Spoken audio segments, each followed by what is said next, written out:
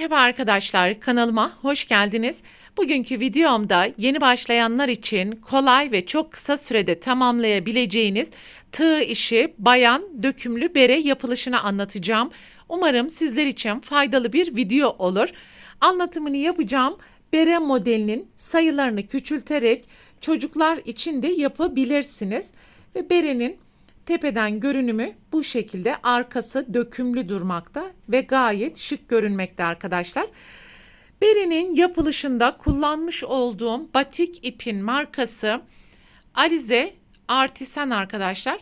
Aynı rengi kullanarak örmek isteyen arkadaşlar için bilgileri 100 gram ve 420 metrelik bir ip. Renk ve lot numarası bu şekilde. Bir adet iplikten bir adet bayan beresini çıkartabilirsiniz. Tığ numarası olarak ise 3 milimetre ile bereyi öreceğiz. Hazırsanız haydi vakit kaybetmeden berenin yapılışına başlayalım. Berenin yapılışına ilk düğme attıktan sonra çok sıkı olmayan 103 zincir yaparak başlayalım.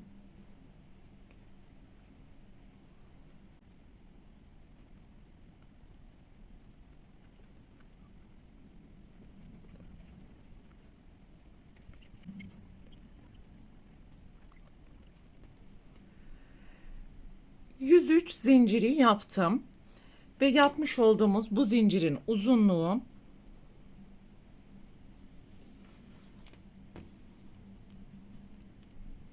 çok fazla asılmadan yaklaşık 37 santimetre arkadaşlar. Birazdan deseni kurduğumuz zaman bu zincirin boyu kısalacaktır 1-2 santim. Ve 103 zinciri yaptıktan sonra 1, 2, 3, 4. zincirden başlayarak sıra sonuna kadar yan yana ikili trabzan yapalım.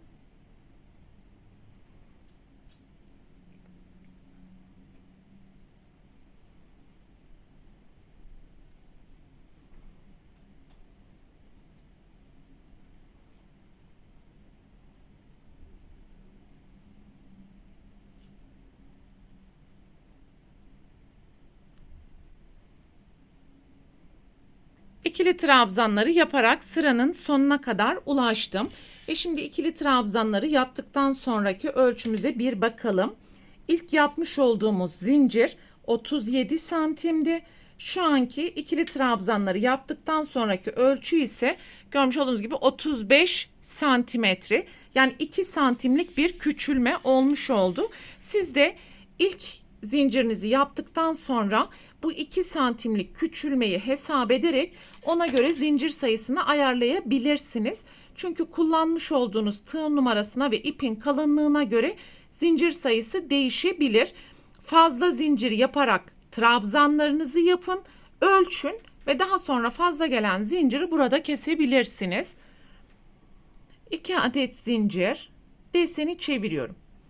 İlk trabzana atlayarak ikinci trabzanın arkasından başlayarak alt sıradaki bütün trabzanların arkasından ikili trabzan yaparak sıra sonuna kadar devam edeceğiz.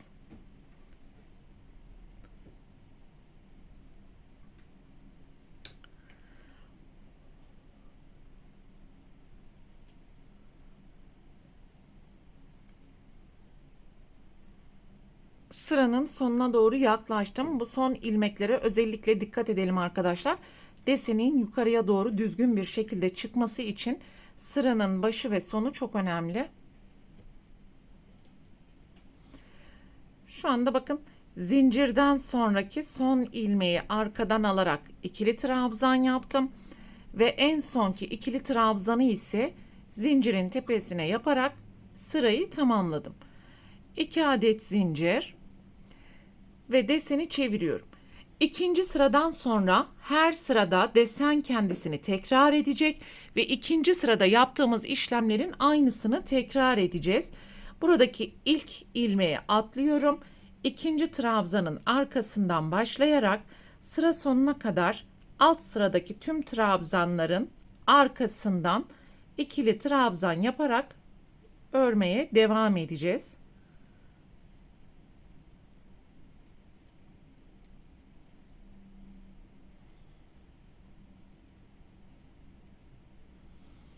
Üçüncü sıranın sonuna yaklaştığımız zaman arkada görünen son 3 ilmeğin de arkasından ikili trabzanları yapalım.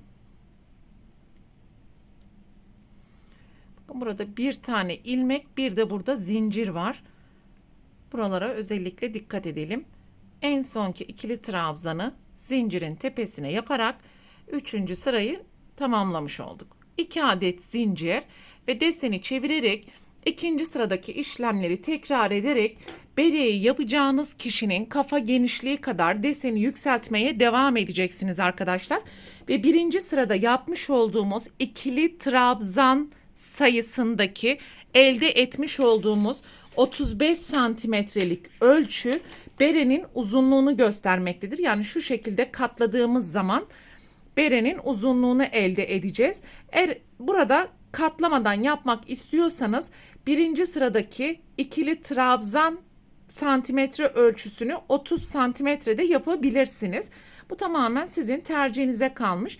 Şimdi bereyi yukarıya doğru kafa genişliği kadar yükseltmeye devam edelim ve ikinci sıradaki işlemleri tekrar edelim.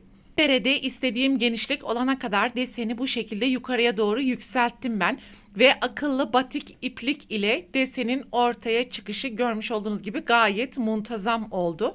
Ve şu an yapmış olduğum kafa genişlik ölçüsü şöyle ölçtüğümüz zaman yaklaşık 49 santimetre. Ve sıranın sonuna geldik. Artık bereyi birleştirebiliriz. En sonki trabzanı da yaptım. Şu şekilde bereyi ikiye katlayalım.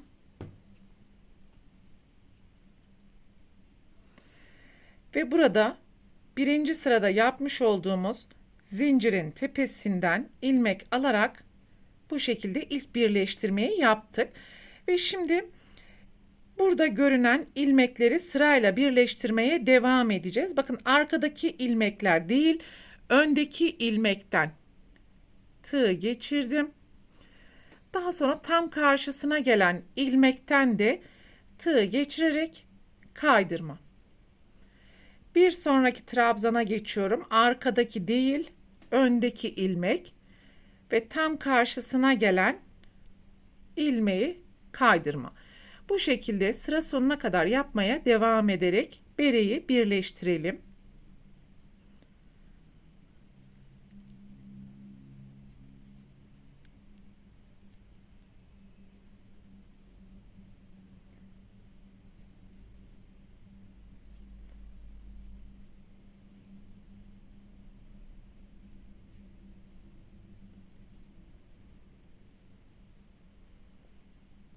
Sıranın sonuna geldik. Son ilmekleri de karşılıklı kaydırma yaparak birleştireceğiz.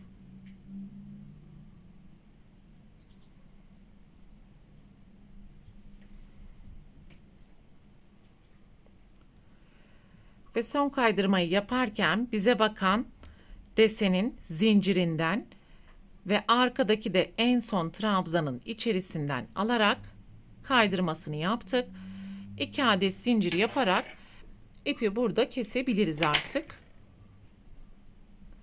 Ve bu ipleri de iç tarafta ilmeklerin arasından gizleyebildiğimiz kadar gizleme işlemini yapalım.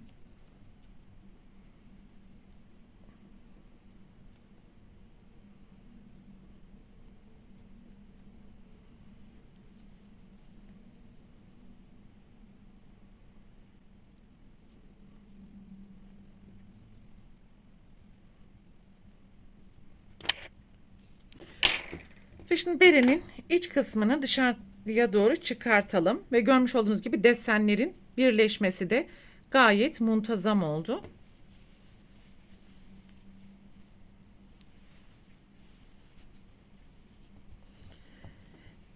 Her iki tarafta da aynı görüntüye sahip olduğu için istediğiniz kısımdan birleştirmeyi yapabilirsiniz.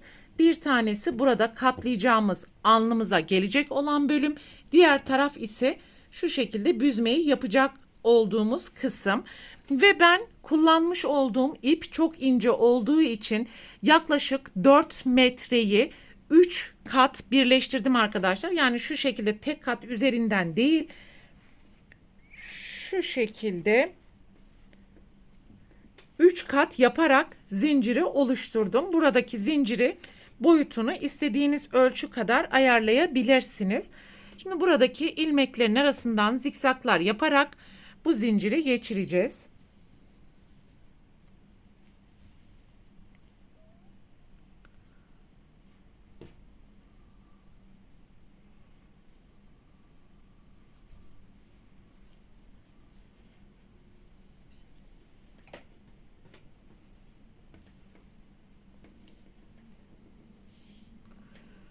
Burada gelişi güzel de yapabilirsiniz. Aralarda trabzanları sayarak da yapabilirsiniz arkadaşlar.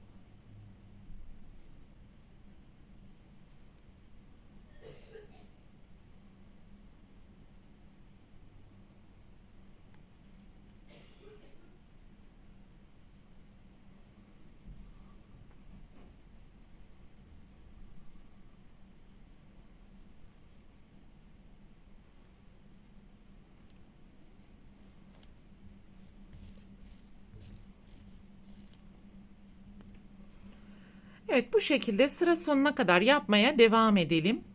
Evet, sıra sonuna kadar ipleri bu şekilde geçirdim arkadaşlar. En son burayı tamamen büzerek ipleri bağlayabiliriz artık.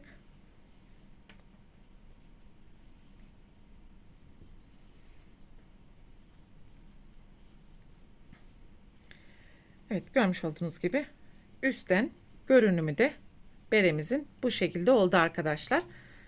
Gayet şık olduğunu düşünüyorum. Ve berenin tüm yapım aşamalarını tamamladıktan sonra dekoratif amaçlı bu şekilde ön tarafa düğmeler dikebilirsiniz arkadaşlar. Ya da farklı süsleme aparatları da kullanabilirsiniz. Bu videoda anlatacaklarım bunlardan ibaretti. Umarım sizler için faydalı bir video olmuştur.